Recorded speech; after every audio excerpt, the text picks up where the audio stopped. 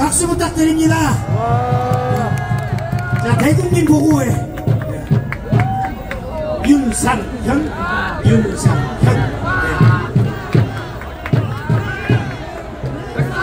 어제 밤에도 왔고, 새벽에도 오고, 완전히 그냥 저 밑에도 가고.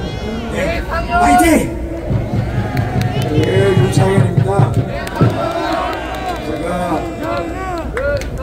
몇 시간 전 새벽 1시 반에 여기서 마이크를 잡았습니다.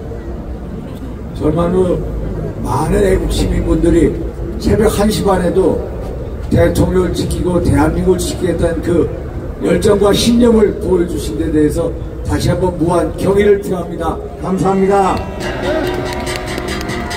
사실 저 밑에서도 마이크 잡고 말씀드렸습니다만은 대한민국 나라의 가장 중요한 외교관계는 한미동맹 아닙니까 여러분? 세상의 어느 나라를 가더라도 자기 나라의 국기와 성묘기를 함께 흔드는 나라는 역사상 지금까지 한 번도 없었습니다 여러분.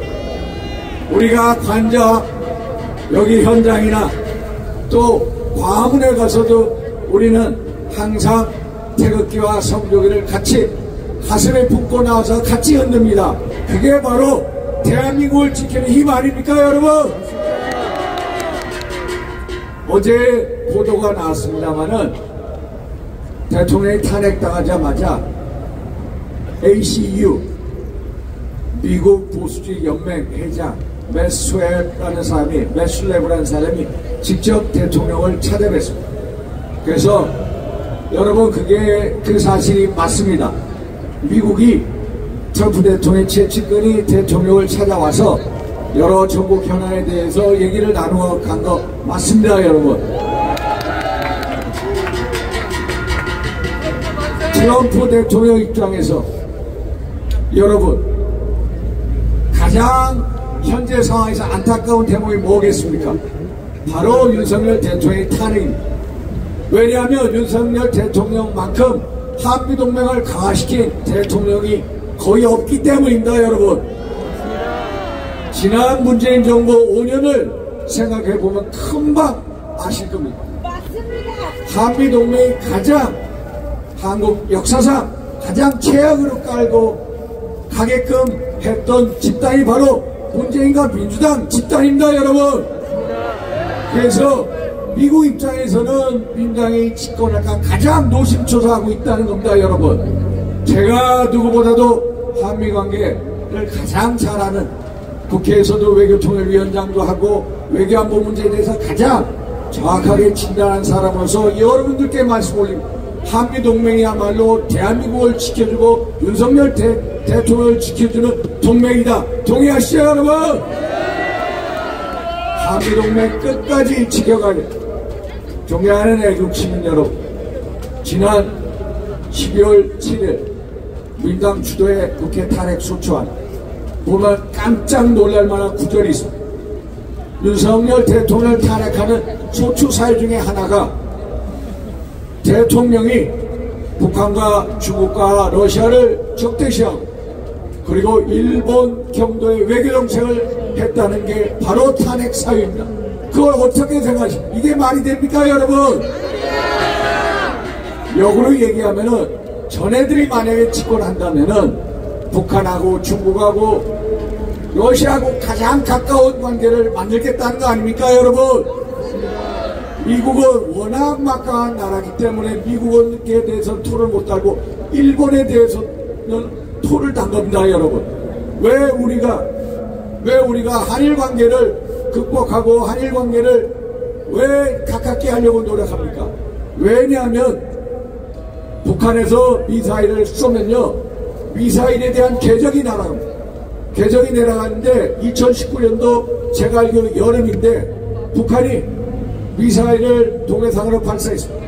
당시 우리 합참의 발표가 뭐라고 얘기했냐? 제가 알기로 엉터리 측정을 합니다. 그 다음날 제가 알기로 한 400km 정도 날아갔다 했는데 그 다음날 청정을 했습니다. 왜? 일본 측이 너희 틀렸다. 미사일을 두 발 쐈는데 하나는 430km, 하나는 600km 날아갔다 라고 정정하게 그래서 한국과 일본 간의 관계가 우리 대한민국 체제 수호를 위해서, 안전을 위해서 필요한 겁니다, 여러분. 그래서 윤석열 대통령이 문재인 정부 때 너무나도 악화된 한미관계, 한일관계를 정상화시킨 겁니다, 여러분. 알고 계시죠? 그래서 미국이나 일본이나 윤석열 대통령이 혹시 잘못될까봐 노심초사하고 있는 겁니다, 여러분. 이것을 꼭 아셔야 됩니다. 문재인 정부 5년 동안의 외교관계 한번 보시면 쉽게 합니다. 북한은 어떻게 했습니까? 북한에 대해서 2018년 4월 27일 김정은과 문재인이 만나서 한반도 비핵화 선언을 했습니다. 한반도의 완전한 비핵화, 우리는 핵무기를 가지고 있지 않습니다. 북한은 핵무기를 가지고 있습니다. 핵무기를 철폐하자고 약속을 한 겁니다. 그런데 당시에 청와대에 있는 국가안보실장 정의용과 그리고 국정원장 서훈이 트럼프 대통령을 찾아가서 그 밑에 있는 국가안보보좌관 존 볼턴한테 따로 보고를 합니다. 문재인이 김정은을 만났을 때 둘이 약속한 게 있습니다. 무슨 약속했습니까? 했더니 1년 2년 안으로 한반도의 완전한 비핵화, 소위 말해서 북한을 비핵화시키겠다는 약속을 했다는 것을 존 볼턴 회고록에 나와 있습니다, 여러분. 그런데 당시 우리 국민들한테는 하나도 알리지 않았습니다. 이게 역사적 사실. 그런데 2년 만에 북한을 비핵화하겠다는 장본인이 결국 어떻게 했습니까? 2019년도 유럽을 돌아다니면서 북한에 대한 대북 제재를 하자. 트럼프는 대북 제재를 강화시키자고 하는데 문재인은 돌아다니면서 대북 제재를 해제하자라고 완전히 엇박자나는 그런 행보를 보였던 겁니다. 알고 계시죠, 여러분? 그래서 결국은 북한이 비핵화가 된 게 아니라 북한을 완전히 핵무장국가, 핵강성대국, 무려 80여 개에 달하는 핵을 가진 완전히 핵무장국가로 만드는 장본인 누구입니까, 여러분? 민주당 사람입니다. 문재인과 민주당, 저 사람들이 결국은 북한을 완전한 핵국가로 만들어진 최고의 장본입니다, 여러분. 알고 계시죠, 여러분? 중국하고는 어떻습니까? 2017년 12월 문재인 대통령이 중국을 국빈 방문합니다. 문재인이 모 대학에서 강연을 합니다. 중국은 높은 산봉우리요, 대한민국은 작은 나라다. 여러분 동의하십니까, 여러분? 동의 안 하시죠? 당시의 대통령이 중국에 있는 동안에 11끼를 먹어야 돼요. 정식 대접을 받은 게 3끼밖에 안 됩니다, 여러분. 얼마나 깔봤으면은 어떻게 대한민국 대통령이 중국부터 그런 홀대를 받습니까, 여러분? 이게 저 사람들의 실체입니다, 여러분. 맞아요. 당시 중국을 국빈 방문하기 전에 사실 문재인 정부는 중국에다가 굴욕적인 약속을 합니다.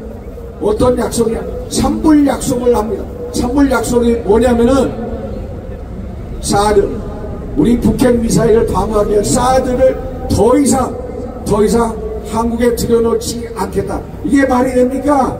아니죠, 여러분?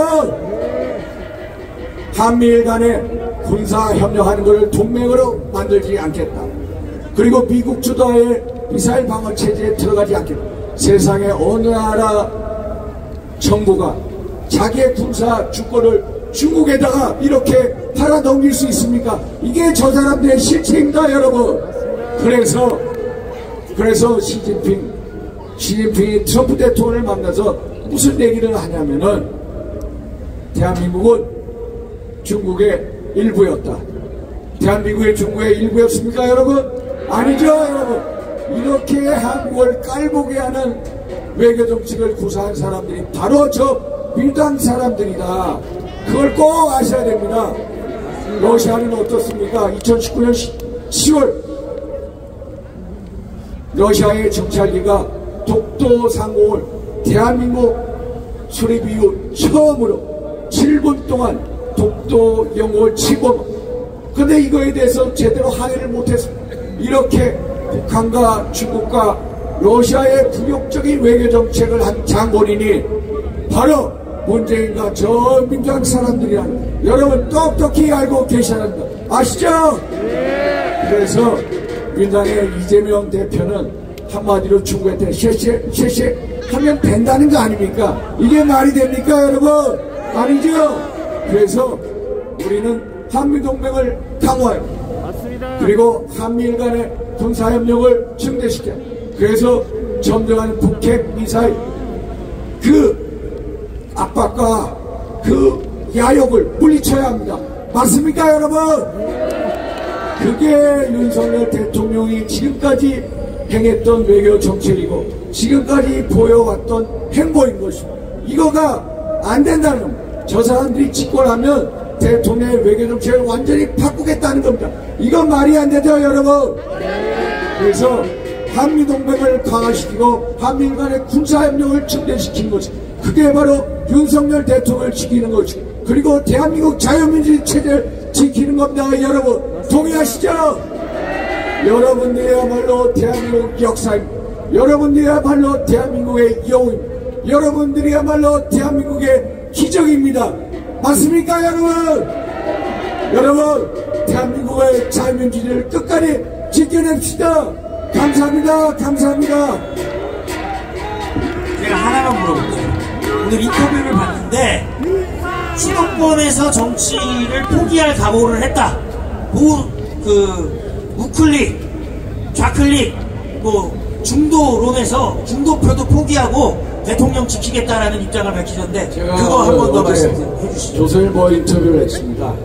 그래서 저는 어떤 중도냐 보수냐 또 진보냐를 넘어서 지금은 대한민국 자유민주주의 체제가 최대 위기에 처해 있다.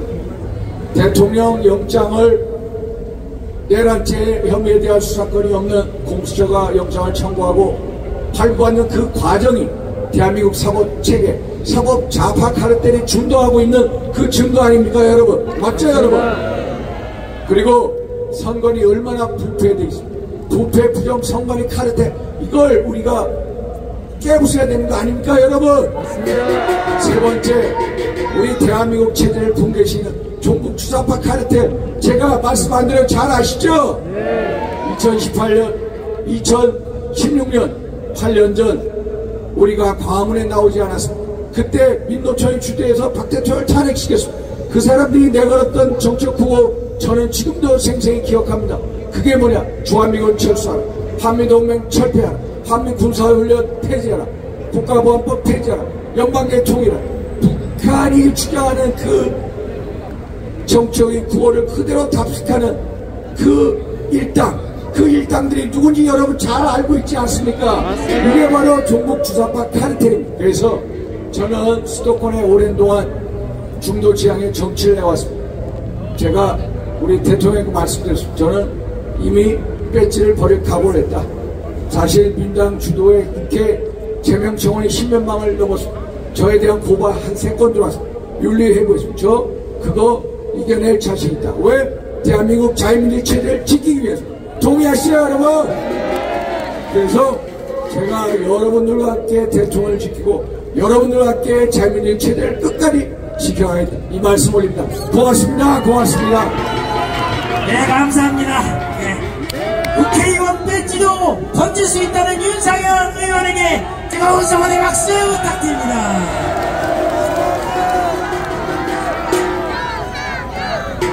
자 우리 한번